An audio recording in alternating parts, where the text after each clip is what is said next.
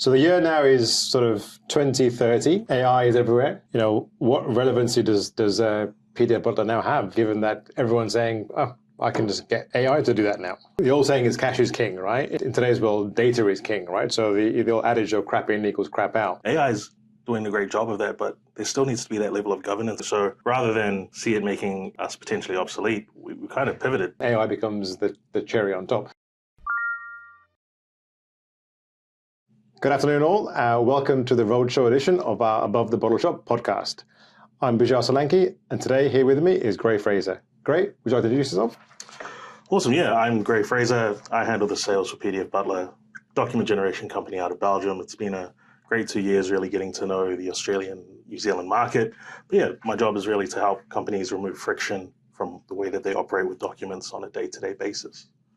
Fantastic. Welcome. Now, today, Gray, we've got a unique format for Above the Bottle Shop, whereby we're going to be going through 3 drinks, and each drink will get progressively harder or more complex. And thanks to our background crew here, we're going to be tasting some local chips. That's going to be equally as spicier as the questions get. All right, let's start with the first beer. We're going to be having a Cooper's Pale Ale, which is the original. This is a 4.5%. I'm sure you're very familiar with this, Gray. So let's crack this one open. Allow me to pour this one for you. Sounds delicious already. Thank you.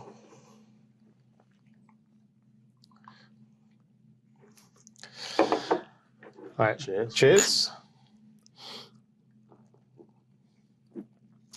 Oof, nice. You can't beat a good Cooper's there, mate. Right, before we get into our first snack, let's get into our first hot take. To bear with me, we're in the DeLorean. We're just going 88 miles an hour. We're going to 2 different places. We're going to go to 2012 first. Okay. This is the when the first iPhone first came out, or just after iPhone 1 and 2. A small but relatively unknown company called Salesforce was making its waves here in Australia. And this is where the whole concept of, I guess, document generation and that all sort of began. So I guess taking that into account around the value of paper, I guess in your world in document generation, like paper is king, right?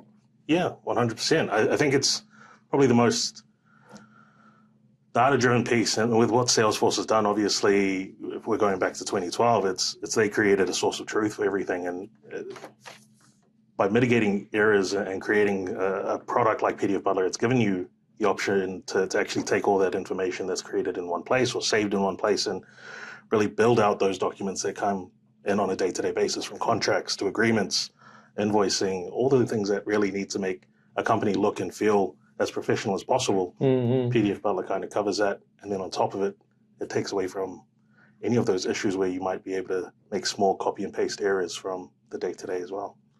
So it sounds like bricks and mortar is still very fundamental. A lot of businesses, operations, and streamlining, a lot of the processes, right? So it's not just hey, I'm in the cloud, it's all going to work. You still need to add on these bits and bobs to make everything flow. Yeah, look, definitely. I think with PDF Butler especially, and again, not just to hamper down on that one piece, but it's where I come from. So there's got to be a little bit of love there. But yeah, for us, it's those extra add-ons where we've built a product that is stackable, right? You want to have your documents generated in an easy flow. You want to be able to collect the signatures in the right way. So having everything in one place, being native to Salesforce, it creates that source of truth that exists and then builds on top of that again. So it's I guess that plus on plus, it's a nice addition to have inside a system that's already working and doing the job that it's meant to be doing. Cool. Right, let's have our first snack, mate. So this is the Lay's Asian style barbecue, I believe. I've been told it's it's not spicy, okay, but I don't believe a word anyone tells me these days. But let's give it a crack after you. All right, let's do it. Thank you.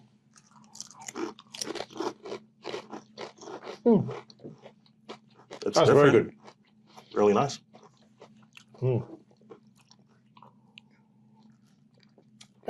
Goes well with the beer as well. Yeah. Fantastic.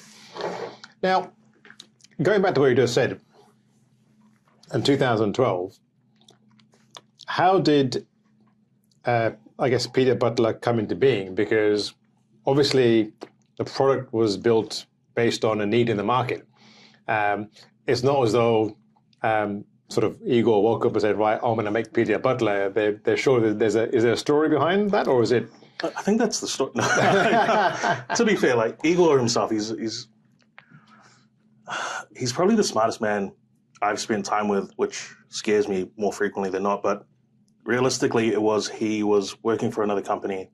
The way their systems weren't up to his standard. So with PDF Butler, what we've done is simplified it, created a process that you build it once and your marketing team can kind of take over. And as long as they're not adjusting any of our merge fields, again, it's creating that one-stop template where it can be recreated as many times as it needs to, and will continuously work the same way every single time as well. I guess the naming of the company is a bit misleading because PDF isn't just what you do. There's a whole bunch of other stuff that comes in the kit bag, right? So maybe if you can give us a bit of a flavor of what else does PDF Butler do apart from PDF? Yeah, definitely. And I think, yeah, you're spot on. It is a little bit misleading, but yeah, we play in multiple areas, right? So the document generation piece is probably going to be where our bread and butter are. It's what we're going to specialize in. It's what we create on a day-to-day to simplify it for every single company we're working with.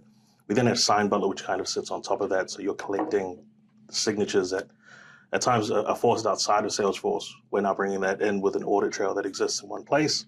Collaboration Butler, which brings in SharePoint or Google Drive and other cloud offers where we're able to simplify how you're creating folders and where it saves and really build into your Salesforce ecosystem so that it's all in one place again. But we have Form Butler, which is, yeah, if you think about it, a kind of two-way feed, the information that already exists inside Salesforce, where you're collecting information that exists for a specific person. You've been with the company just coming up to, what, 2 years now?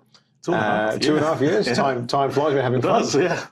Very much so. Now, as an M&A software company, it's a land and expand. How has that been for you in this market in Australia and New Zealand, given that there's much bigger, I guess, competitors, which we won't name on this podcast. You hear because there's obviously a market opportunity where PDF Butler can play. Yeah, we've done a great job of entering a market. Different verticals really see the different use cases, and because, again, I keep coming back to it, but because of how easy it is to kind of build on top of each other, it really allows you to kind of have everything in that one place. So manufacturing through to government, through to not-for-profits, everyone kind of has a use case that sits within their wheelhouse. And then if you turn it on for finance, again, those documents that tend to be tedious and long, a little bit long in the tooth, that's all changes a little bit as well. So yeah, it's been a big plus working in the ANZ market. So maybe this is to go into a bit away from technology. I can't help but notice all the ink on the arms there. Is there a story behind maybe this one? There's a very, very stern-looking face there, my friend. What's that one about? Yeah, look, left arm's probably more dedicated to the family. So dedication to my grandfather, a bit of a broken compass on the wrist. Turn it over, we've got statue, which is, or a sculpture by an Italian sculptor, Roberto Antonio Corandini, and then two little birds representing my daughters. But yeah, it was, it was like you start getting tattooed and all of a sudden you can't really stop, right? And then you start to add more, and I think, yeah, it's been a plus. But yeah, definitely stern looking. Well, he was the least stern person you'd ever meet, my grandfather, but realistically, it was a dedication to the memories that I had of him when he passed away, like 7 odd years ago now. So fantastic. Yeah. No, amazing. I can't comic. I have no tattoos, but it's a very impressive. Impressive. I don't think my wife will appreciate me going away to Melbourne and coming back with a stern-looking person on my arm. I may not get back in the house again. Right, Gray. We're now going to move on to hot take number 2. Before I pour us our second beverage, let's bring the snack in first. Now, I've been told by the crew that this is a Sichuan prawn cracker things. It's looking a bit more angry than the first one. So let's see what beer we're going to have with it. So this is going to be a Cooper's Sparkling Ale. Now, I must admit, I've not had this before. This is a 5.8%, so it's a significantly bit more oomph than the last one. So I think I've got a funny feeling we might be drinking a bit more of this, given that the Swiss one chili looks a bit scary. Let's give that one a crack. Podcast is going to sound great after this one. All right, let's see what the beer tastes like. Oh yeah, it's a lot more fuller than the first one. I do prefer it though. Let's do this. All right, let's get in there.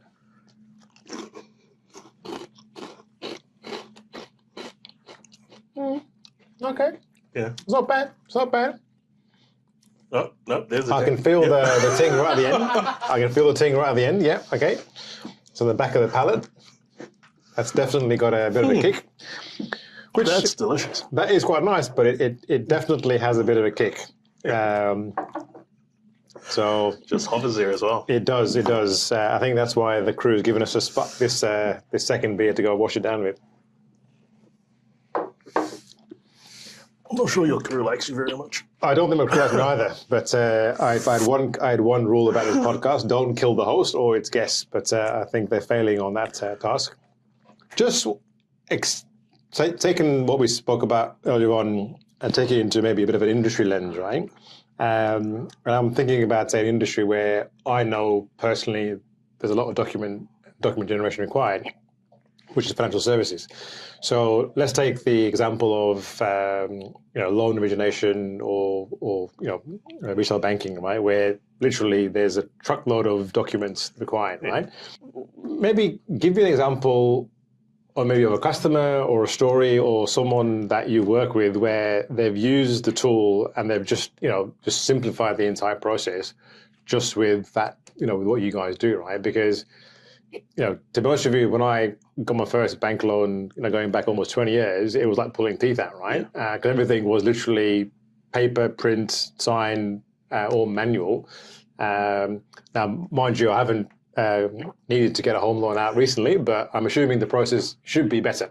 Being ex-finance, I think that's been a bit of a plus coming into PDF Butler for sure. So I'm ex-Westpac, ex-ANZ. So my background is seeing these documents kind of come in and their flow that just isn't necessarily broken, but has been the same for so long that you know that there are improvements that can be had. You're filling in your name a dozen times to get a loan. You're kind of reiterating on your address multiple times as well, which is a big plus. But I think, speaking to what you're speaking towards, I think even if you look at it from a low scale, where if they're doing only 5,000 loan applications a year, it's those man hours, right? If you start to lose 20 minutes extra per document and you're needing to double check and there's documents missing, or you're not reminded on that collection piece where, our Form Butler has come in for multiple companies where we're doing the exact same thing. There's reminder pieces in place. You can't actually move on without uploading the right documents. You're filling in only the information that we require.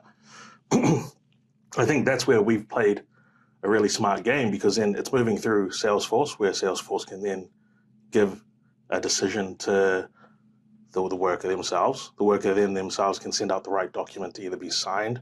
They can make a re-offer based on the information that they've collected. So it all exists in one place again. It's that beauty of having everything. You're not flipping through tabs. That is one thing that I definitely do remember working in the bank. It's how many tabs can you get through? You get really good at that Shift-Alt, just so you get those quick keys to get to the right place a lot of the time. We can mitigate a lot of that through doing the right things and having them all created in Salesforce. But surely in back in those days when you're working, you're thinking, man, if only I had a doc gen solution, my job would be a lot easier.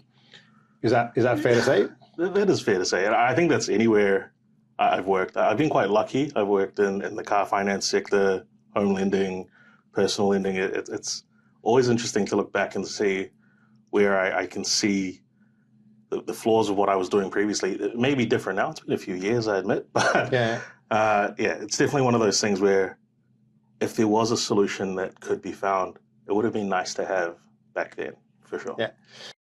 I remember you had processes in place, which, again, fine on the surface of things, but what we were finding is you were kind of diving into things a lot deeper than you needed to. Multiple emails. I think the worst case I ever had was, somewhere between 60 emails back and forth for a car. And it's like, you've got the finances. I know you do. Just send me the right documents. And you're putting in information in certain places. You're not collecting the right insurance documentation. At the end of the day, it's a bad experience for everyone involved, right? Yeah. And that's what we're trying to improve. If everything flows out of Salesforce in the right way, you're also getting to the point where the customer is a lot happier. The solution itself has created a customer that's probably going to last a little bit longer. And that's really something that I think PDF Butler sells really, really well. Yeah. On that sort of financial services theme, and now you're about to bring a new product to market, which I think will help that industry, the data extractor tool.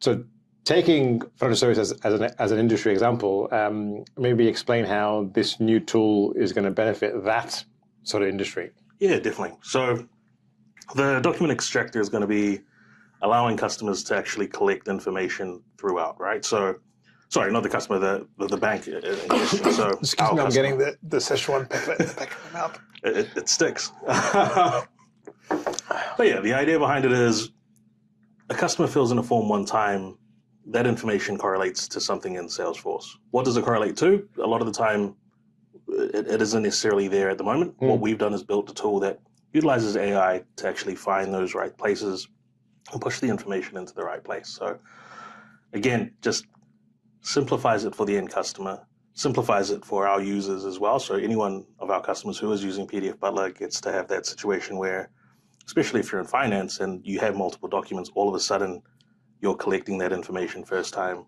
and last time. It's not necessarily something that comes in every single play. So I'm clear in my mind. What the data extraction tool will be able to do is that it will be able to essentially copy any information from a document within a record and fundamentally upload that against a Salesforce object or record. Yeah, spot on. That's quite powerful. As we touched on, obviously you met Igor and you'd know him from how passionate he is about the product, but if he gets an idea in his mind, we know it's going to happen, which is the big plus about working. I think we probably surpassed that startup kind of culture at the moment, but Igor still thinks that way, where it's, if the product's going to be benefit to the actual end customer, I'm going to build it. So yeah, I think it was him and Rosmir took it away, kind of came back, and all of a sudden it existed because we were hearing about it enough. So yeah, you take the wins where you can, and this is obviously a big one especially for financial services. We've already got use cases in medical and hospitality as well. So it's quite interesting to see how much information we can actually collect from just a single document and create the right kind of feedback for a business to utilize on a day-to-day basis. Because, I mean, so we're touching upon sort of AI and the opportunity there, and we'll come to that in a second. But just going back to data, right? Because the old saying is cash is king, right? In today's world, data is king, right? So the old adage of crap in equals crap out. So given that a lot of companies, whether you're small, medium, large, public sector, non-profit, you've got customer data, financial data, it's all sitting somewhere, right? And without having that data used in a meaningful way, you can't manipulate it or do stuff with it, right? And I think this is where tools like PDF Butler really come into their fore, and especially now with the data extraction tool, that you're really amplifying that data so that it can be used in the appropriate way and action it quickly, faster, and so forth. Is that sort of a very succinct way of explaining it? Yeah, I think you explained it better than I probably would. But yeah, no, you're spot on. It's again touching on it where it simplifies it for everyone involved. It's not only the customers that purchase us for us as a customer, it's for their end users as well, right? So the entire process becomes easier and more simple flow. So if you're using Form Butler, it's updating the system. If you're using data extraction tool, you're just simply filling it out the first time and it's automatically loading into the right places. So all the information already exists. You're creating and generating documents that go out with all of that information. You're collecting signatures on honest to God data that you've already taken directly from the customer themselves. So yeah, you take the wins, definitely. Very good. Right, great. We're on to our third and final section. So before I get into the hot take, I've been reliably informed that this next snack we're going to have is Takki's Blue Heat. Now, I'm showing my age. I've never heard of this, but apparently you have. Yeah. So is this all the rage apparently among the kids these days? It is. 2 daughters, and those are an expensive packet of chips. So to be fair, for a potato shortage, you'd be thinking, but yeah, it's the in thing at the moment. So I'm glad we can be this popular. All right, now I'm very mindful. It says extreme heat here, right? Now, if you and I struggled with the previous one, I'm not looking forward to this. Now, to accompany this one, we're going to be having Cooper's Dark Ale. Now, again, I'm not a huge fan of darks, but apparently this is meant to be pretty good. So I'm going to pour the beers first, and then I'm going to reluctantly get the bowl of Takki's chips because I feel like we're getting stitched up here by our camera crew. I was very clear that we would not have anything that they wouldn't have. Right. Maybe let's taste the beer first, and then we'll go into it. Mate, hopefully we survive this next round. Now, for starters, they're blue. Is that why they're called the Blue Heat? So what do you? I think that's the only reason. Do you suggest we go straight in, or do we bite it? I'm going to go straight in. Okay, let's do it.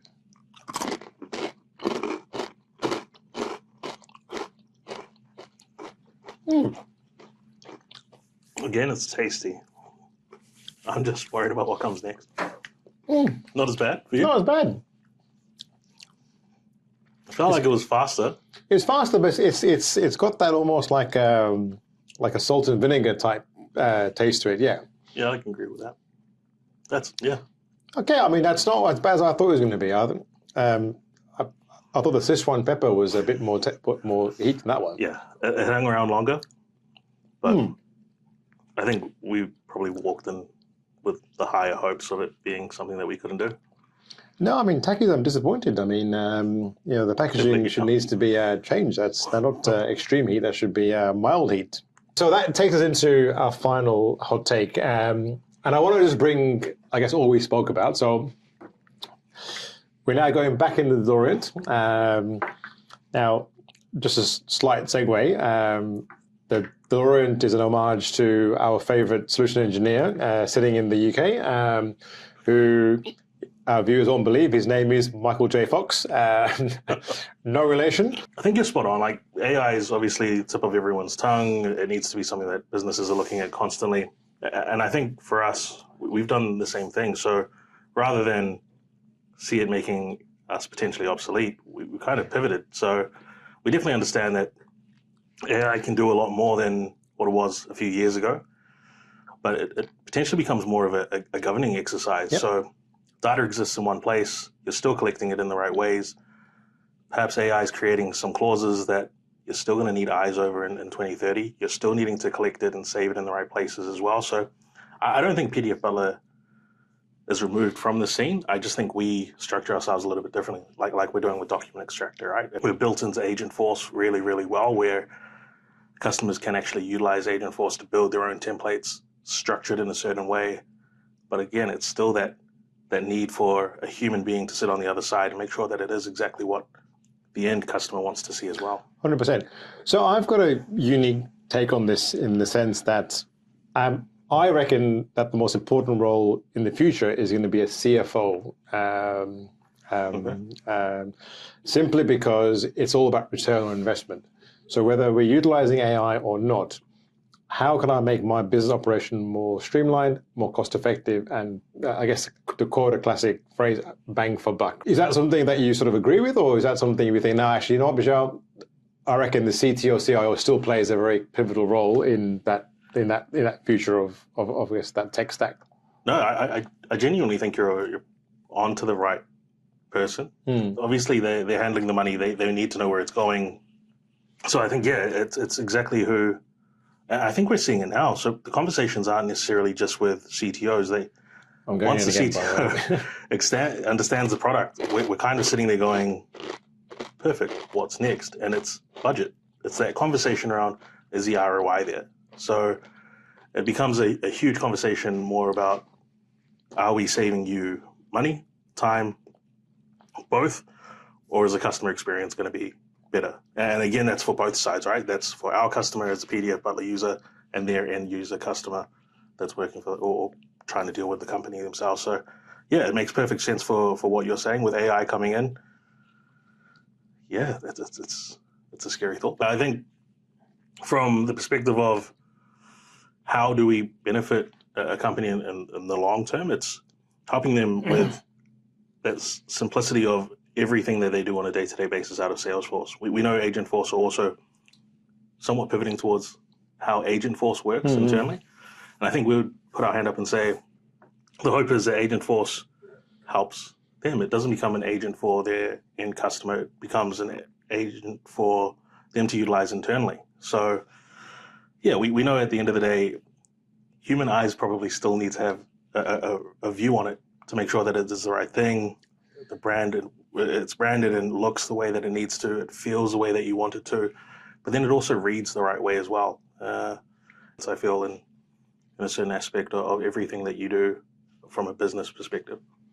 And I think to your point, there's also regulatory compliance, especially in the non-profit, public sector, healthcare. It's not as simple as, hey, I'm going to go and buy all this AI and it's going to help solve my business problem. You still got to look at it from an operational perspective, say, well, here's what I do. Yeah. This bit is manual. Rather than going straight to AI, let's think about how I can actually improve that using, the appropriate software technology to help that, improve the business process. And AI becomes the cherry on top. So I think it's very sort of, the opportunity is there. Obviously, for our market in Australia, we're very, very small. But I think looking at PDF Butler holistically, how are you guys sort of driving this from a global perspective to say, well, as an ANZ market, we punch well above our weight, but we still lean on what's happening in the US or what's happening in Europe to drive some of these conversations, especially with R&D, right? Yeah. No, you're spot on. And it is fair to say that the larger markets tend to lead the way in how we operate, and that makes sense, right? But I think Australia, New Zealand, just by habit, we're kind of really good at rolling with the punches. It's explaining our product to a certain extent where it fits their needs, and they kind of work out where it also fits. So you sell into one department, they're quick to understand that 2 or 3 other departments potentially need it as well.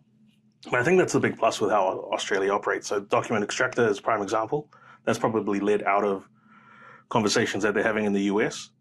It's not necessarily something we see, but it definitely helps us when we're talking to the right customers. So obviously it's opened up a huge range of verticals for us because all of a sudden the conversation's changed in how we approach different customers. Our partners obviously see a different product, and whilst we weren't able to sell into them previously, all of a sudden they're having a different conversation because we've got a new product that kind of fits a niche that we didn't really realize was there at the time. No, I think we get the benefit of maybe, the failings that happen overseas, we get the learnings. And you know what I'm talking about, right? And especially, I guess us Aussies and Kiwis, we don't necessarily get be sold to. It's all about how can you help my business, right? And I think one of the great things that PDF Butler does is that you guys genuinely go in there and say, right, let me help you solve a business problem, right? And here's how we can do it. And I think that's why the business is going so well in this market, and then it's growing, right? And it's around that the relationship part, right? And again, I know you've been 2 years now, and you've come from a non-Salesforce background, but I think in the 2 years you've been here now, you're a well-known person now with everyone.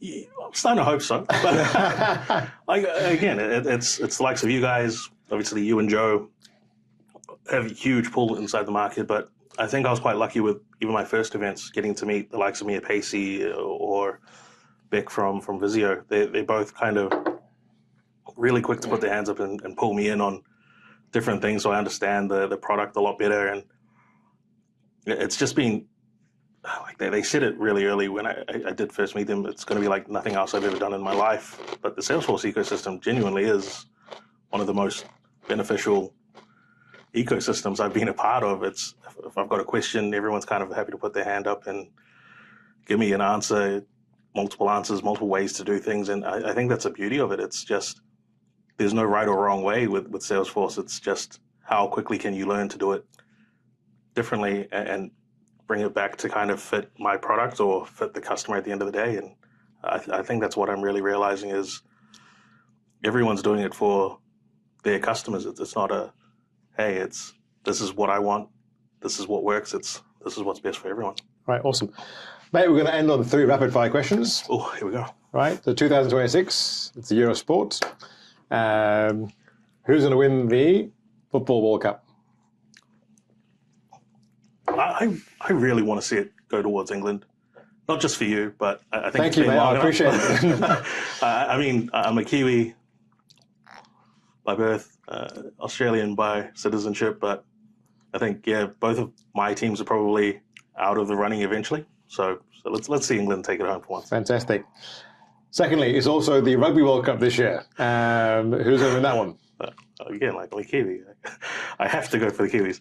I mean, citizenship might mean a lot to me, promise. But yeah, the one thing they can't take away from me is my love for the All Blacks. So fantastic. Now, finally, a lot of people know it's also the T20 Women's World Cup happening right now at the moment. Okay. So now Australia are undefeated. I think since time began. Are we saying that Australia is going undefeated again, or are you sensing maybe an upset with maybe a South Africa or England or India or even a New Zealand toppling the mighty Aussies? Yeah, look, I'm all for an upset. Again, love my citizenship, but I'm all for an upset just because yeah, we've just finished the NBA Finals. I'm still reeling from New York Knicks finally winning one after 55 odd years. So. Yeah, let's see an upset. Let's go for another one where I don't have to feel like I'm the only one in the room that's sad all the time. Fantastic. Great. Thank you very much, my friend. Pleasure. Thank you. Oh. Cheers.